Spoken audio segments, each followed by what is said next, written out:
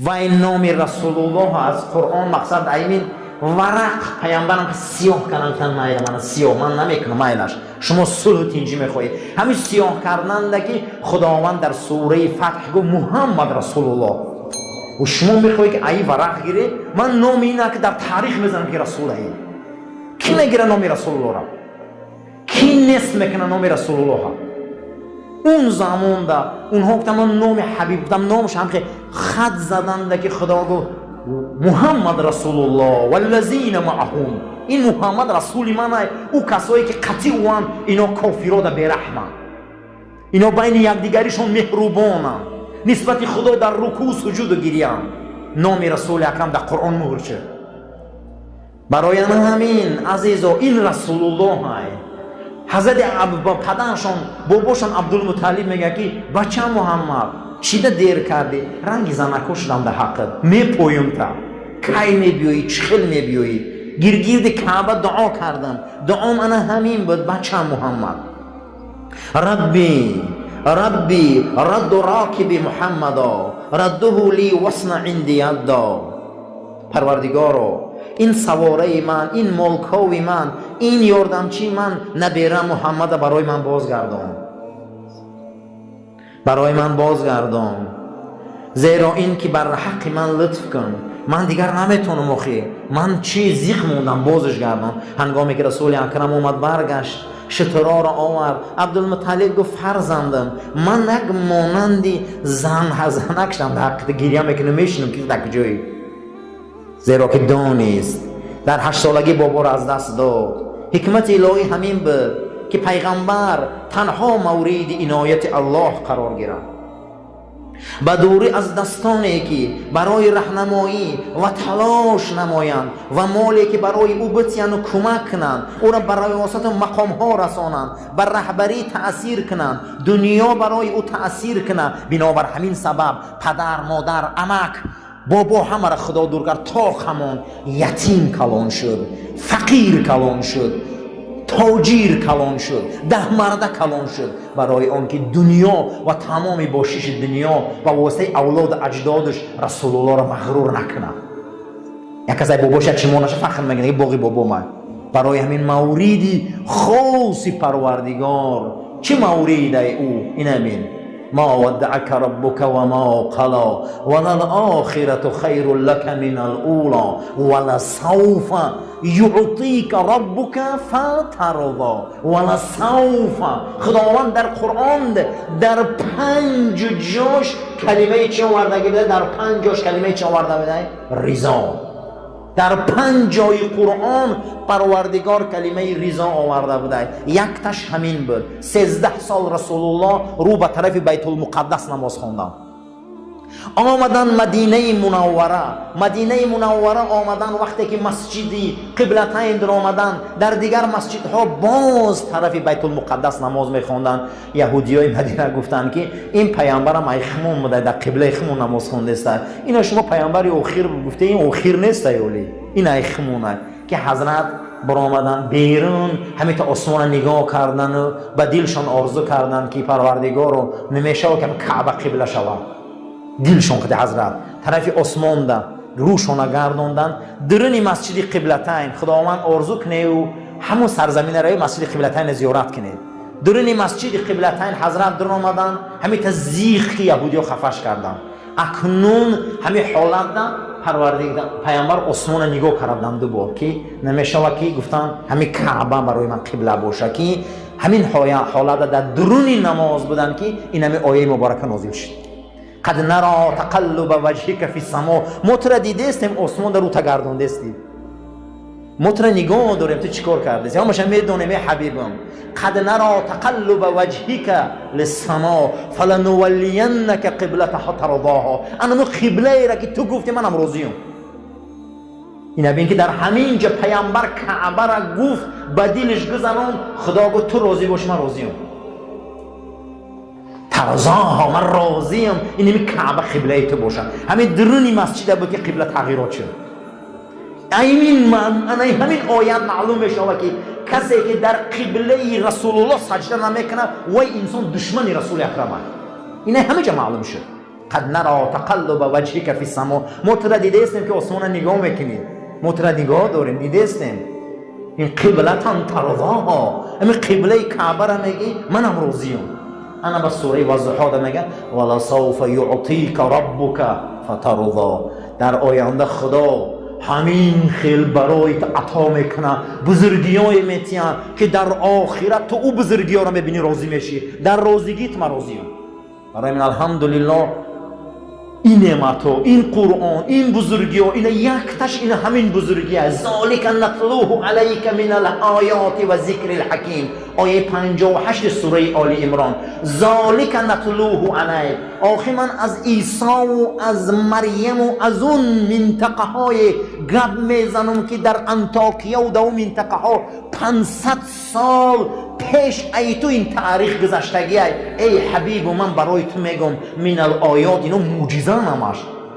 تو جا ندیدی ور ندیدی، تا ای کجا مریم دیدی، تا ای کجا عیسی را دیدی، تا ای کجا او بزرگی ها را دیدی، تا ای کجا او زکریا را دیدی. من الآیات و ذکر الحکیم. این قرآن من یک پند هست میگه که حکیم ای جان تا میسوزانه. این قرآن گوش کن میسوزی. قرآن آرامیش های، قرآن رحمت های، قرآن برکت های، قرآن بارانی هست که ما اگر خمون قبول نکنیم خمون ظالمیم. اگر او قلب هوی کنی این باران میرسه در این زمین حاصل میتیه، حاصل میتیه، بلند میکنه تا قرآن و ذکر الحکیم. این قرآن میگه پند حکیمی منای، نه فلسفه. واسه من اگر از علم اریتمتیک گپ بزنم در 10 منوت بفره میشه. اگر درباره اکسیدهای شیمی گپ بزنم در 5 منوت بفره میشه. اگر درباره پرس هیدرولیکی فیزیکی گپ بزنم در 10 منوت بفره میشه. 1400 سال این قرآن گپ بزنه کسی بفره نمیشه. 1400 سال والله گپ بزنه کی بفره میشه؟ همین هر بگه بفره میشه شما. همین قرآن هم میگن مولایی میشه انسان، دلش هوی میشه و رحمت هوی میشه و کی میدونه خبر نداریم که ملایی چخل میبیو.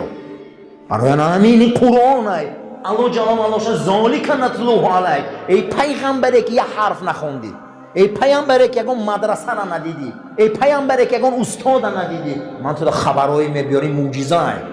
پیامبری ما پیشگویی ها کرد، همش قریب شده، همش قریب شده.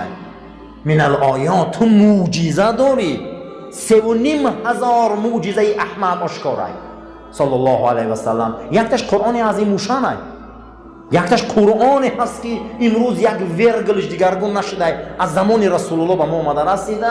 و ذکر الحکیم این پنده میگه، این حکمت های.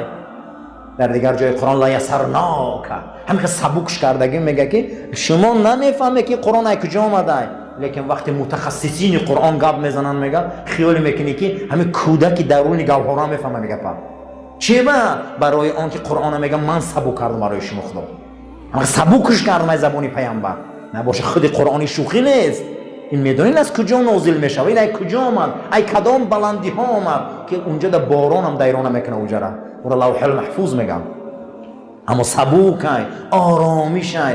درباره علم تاریخ دیگر علمو گپ زنن در 10 دقیقه همه را خواب میگیرن. اما قرآن هم میگم بینین یه بار عاشق میشیم، کشوده میشیم.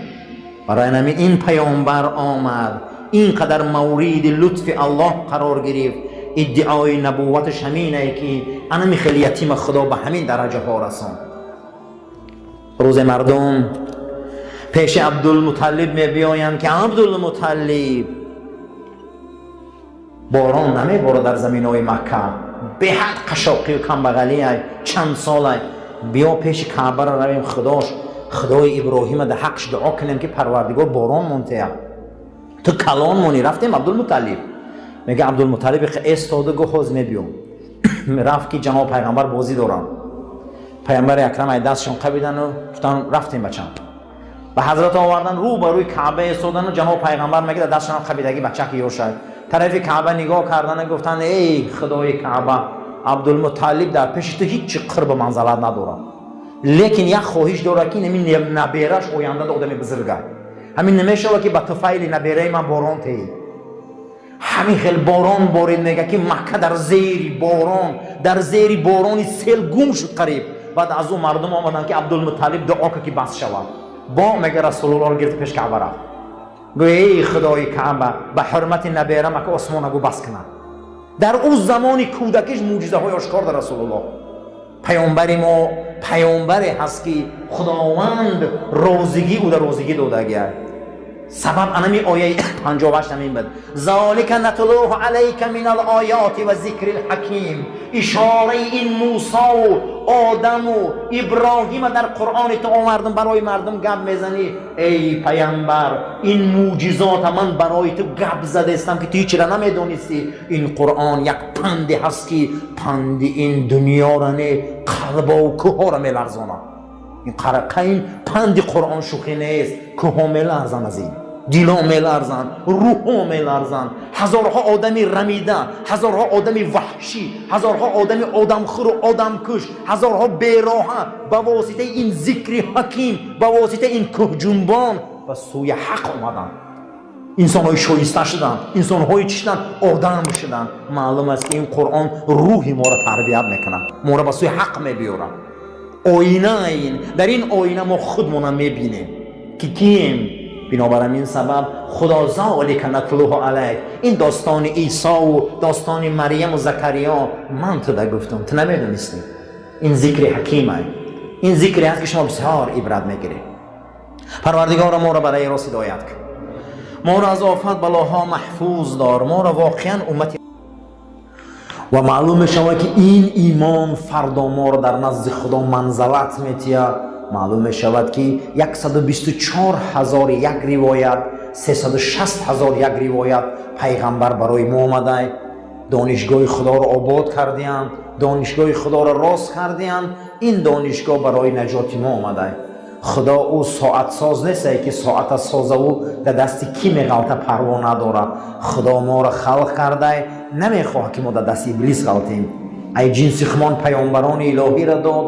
این پیامبران با دلیل‌های به قوت، معجزات ظاهر و باطن و یارهای مشفق و غمخوار و دلیل‌های قوی و شریعت استوار خطی ما را به سوی انسان آدمیت دعوت کردند.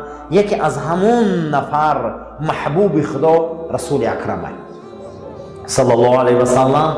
اون جسم پاک، ذریه پاک، نسل پاک، خون پاک، از پدر پاک، مادر پاک به دنیا آمدند.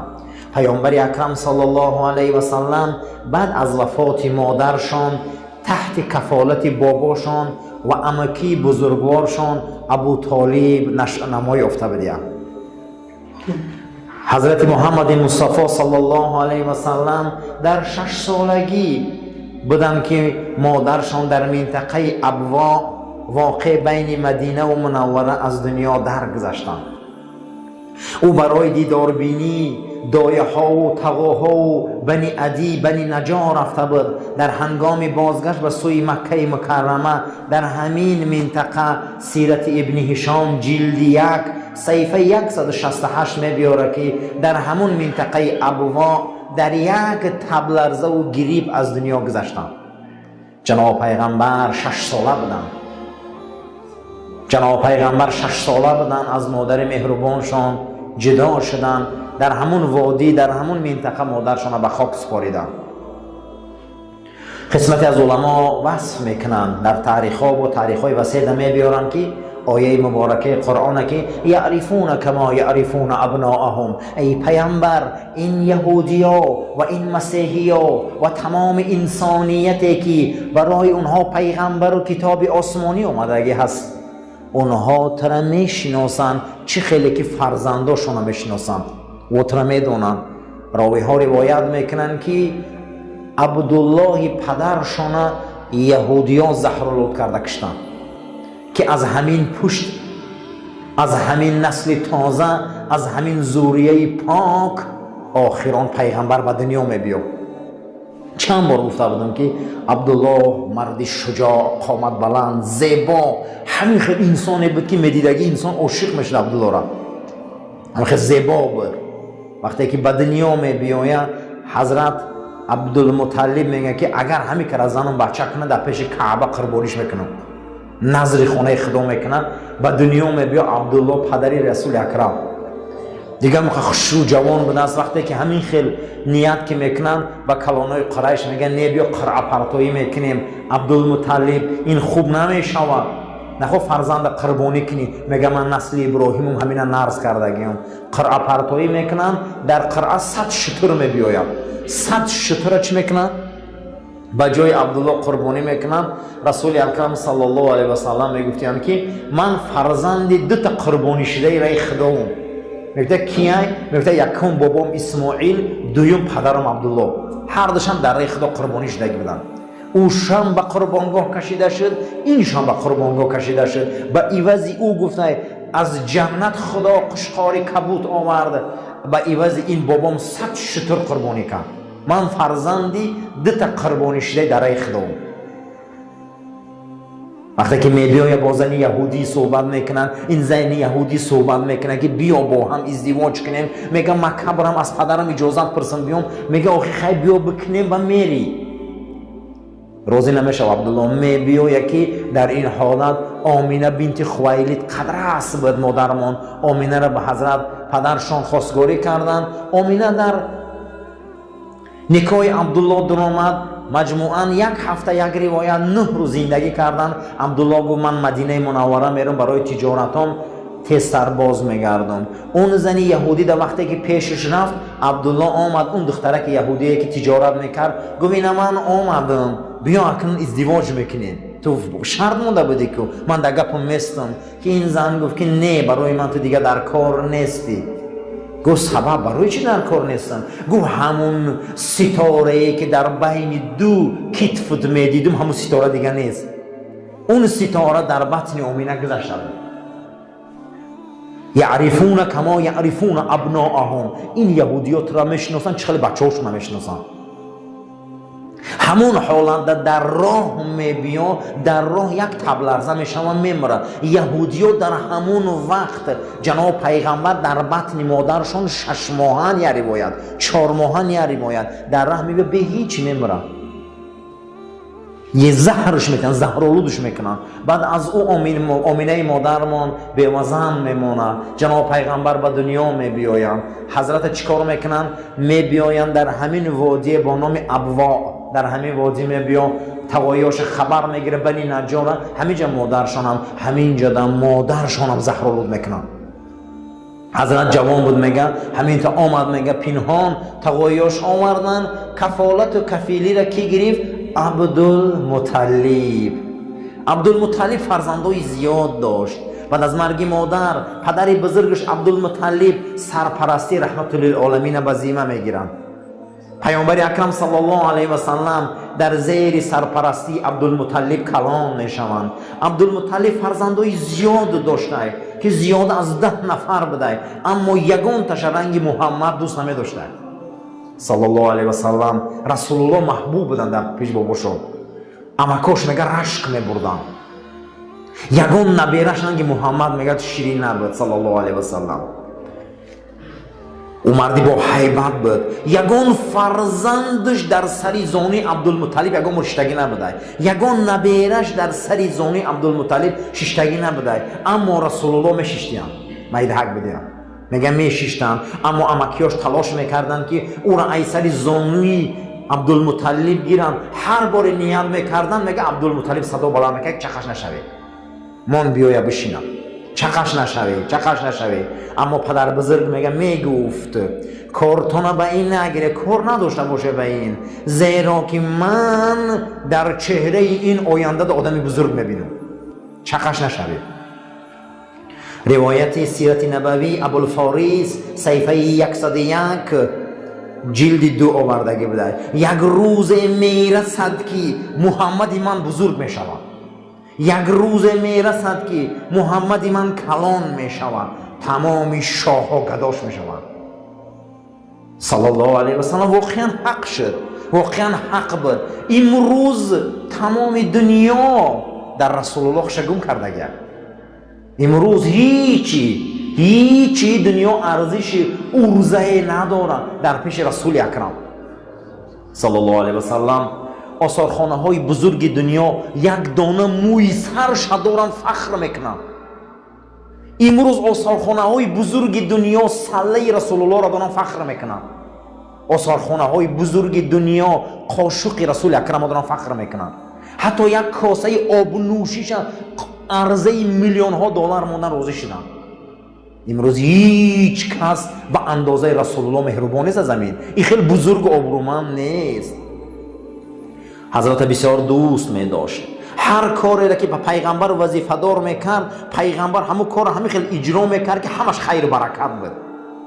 روزی میگن او را به دنبال یک شتر راهی کرد که کمتر دیرتر رسول الله صلی الله علیه و سلم آمدن. عبدالمطلب میگه گرد کعبه را طواف میزدن، میگفتن صحیح ربی رد راکبی محمدا رده لی وصنع عندی یدا. در سیره نبویه صحیفه 56 آمدگی بود است که پیامبر شترکاوی میره و دیرتر میبیاد. عبدالمطلب گرد کعبه دا میگه طواف کردن، همین دعا را کردن میگیره. همین چه دعاش؟ میگفته ای پروردگارا سواره و این یاردمچین محمد صلی الله علیه و سلم برای من ساق سلامت برگردان و لطف برای من ارزانی کن. هنگام پیامبر صلی الله علیه و سلم برگشتن، شترا را آوردن. عبدالمطلب گفت فرزند محمد صلی الله علیه و سلم. امام طبرانی حدیث روایت کرده، حدیث 5524. امام ابراهیم آورده حدیث 130. عبدالمطلب گفت فرزند محمد صلی الله علیه و سلم. رنگ زنکا در حق گریه میکنن، نگرانم. چه زنک برای بچهش گریه میکنه؟ زنک را یک کس پایده میسته، اینم رنگ زنک شدم در حقیقت. نگاهت میکنم کجا ده باشی. در صحیح سیره نبویه صحیفه 56 آورده. در سین 8 سالگی رسول الله صلی الله علیه و سلم عبدالمطلب از دنیا رفتن، پیامبر به بابا ماندن. این بینین اکنون والضحى واللیل اذا سجى ما ودعك ربك و ما قلى. ما ودعك ربك ما ودعك ربك. وعده ای که در حقیقت رفته هیچ محل خدا را ترک نکرده. اکنون بینیم که پدر را نمیبینه، مادر را نمیبینه، کلان بابا را نمیبینه. در اینجا خداوند پیامبر را تربیت میکنه که مست دنیا و ثروت و مال و اولاد نباشه. بزرگی خدا را قایلش نکنه که ما کی داریم؟ هممون خدا. باید هیچ که نشویم. خدا در حالت مردنش ابو طالب دستی عبدالمطلب دستی ابو طالب پدر علی را میقبه، میگه محمد وصیتت میکنم صلی الله علیه و سلم، تا روزی که هستی چی خیلی بونیش کردم بونیش میکنی، وصیت میکنم. در این مورد سفارش کرد. از آن پس ابو طالب سرپرستی حضرت به عهده گرفت و چنان مهربان بود. سیره نبویه ابوالفاری صحیفه 101 روایت میکنه. این یک حکمت های خداوند بود. پیامبر یتیم باشد، تنها باشد، برای که خدا دوست میدونه که فردا کسی گپ نزنه که محمد تو 60 سالگی من کلام کردم، بهانه نکنن، برای که او را الله به این درجه آورد. وقتی که کسی را که در حقش سوره فتح باشه، انا فتحنا لک فتحا مبینا، اکنون امروز دروازه های دنیا را برایت من میکشم. کسی را که در حقش خدا سوره فتح آورده او شکست میخوره. کسی را که 18,000 عالم وعده کرده است که فتح مبینا، اکنون غلبه های آشکار به چشمتان میبینه. خدا رب در حق رسول اکرم صلی الله علیه و سلم روزی صلح حدیبیه، وقتی که مسلمان ها آمدن از این جانب موسم حج، از این جانب مشرکان آمدن، مسلمان ها را نمیمونن با لباس احرام مکه دراین. پیامبر میبیایه او در این حالت نمیمونه. انمی خیلی بین استادگی هستن. حضرت در این حالت صحابه را فیراد میکنه با نامی که عثمان ابن عفان سیمین خلیفه اسلام. میگه عثمان اکنون تو میری سفیری من با مشرکین گفتگو میکنی. میره و عثمان دیر میبیا، در این حالت خبر میبیا که عثمان کشتیان، خیانت شده، عثمان خیانت کردن. جناب پیغمبر میبیا و در تگ چی؟ در تگ درخت میایستن.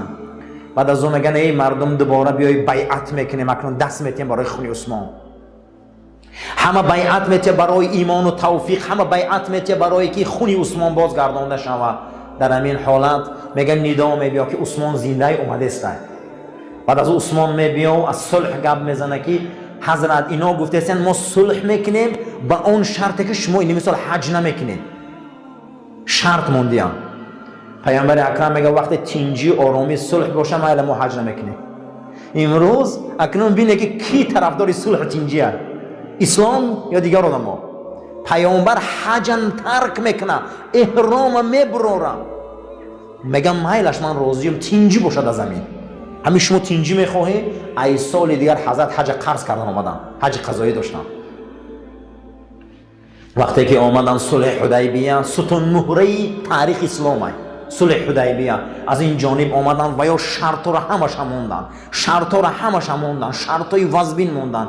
کسی اگر به اجازتی پدرش و عمکش و تقاش پیش شما مسلمانا میروه، او را شما قبول نمیکنید، ما باز میگردونید. جناب پیغمبر گفت مایلش اگر کسی ای شما میکنه همین خیل باز میگردونید. اگر کسی ای شما ای ما اگر نزد شما بر انمی شرط ها را میمونید. همین خیل شرط های سخت موندن، همین خیل پیامبر وضعیت چه تنگ کردن. گفتن که اگر رفت کسی ای شما دوباره ناراضگی کرد آمد، شما جواب میتید که جواب میتید که شما را آیین دینتون جوابگو نبوده. پیامبر هم مرا قبول کردن به جان دل مایلش.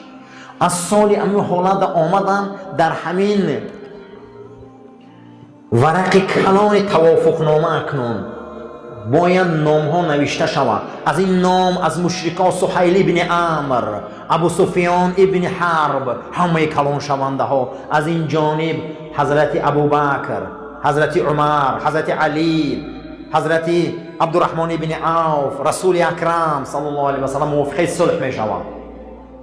در اولین ورق نوشته می شود از محمد رسول الله صلی الله علیه و سلم صلح امضا می شود نسبتی ابو سفیان ابن صخر، همین نماینده های چی قریش. اینا میبیاین میگن نه رسول الله را میگیری، اینمی ما را جنجال برای رسول بودن تای در اینمی نامت میگیری، نامی رسول الله را میگیری، از محمد میمونی. بینن که همیشه انسان های به ایمان، انسان های خدا نتا شرط خشانه میمونن. آخه میگن همین نامدم میمونه که از محمد رسول الله نه، از محمد توقع میمونه. کی غیرت میکنه در دست خط کورکنه گیره و جوهر گیره نام رسول الله را خط زنه؟ کاتب کی بود؟ حضرت علی. حضرت علی میگه دیگه دست من لرزید که من چخیل نام پیغمبر خط میزنم. که حضرت میگه اومدن قلم گرفتن گفتن با همین شرط صلح میخواه؟ بله. گو من نام رسول الله را خط میزنم. من الهش کمی شما تنجی خواهی. قلم گرفتن حضرت در هم رنگ تر کردن. محمد چمون صلی الله علیه و سلم رسول الله شو چکار کردن؟ بالاش هم تاریک کردن. گفتن مایله همین تاریک کردن نبود که سوره فتح نازل شد.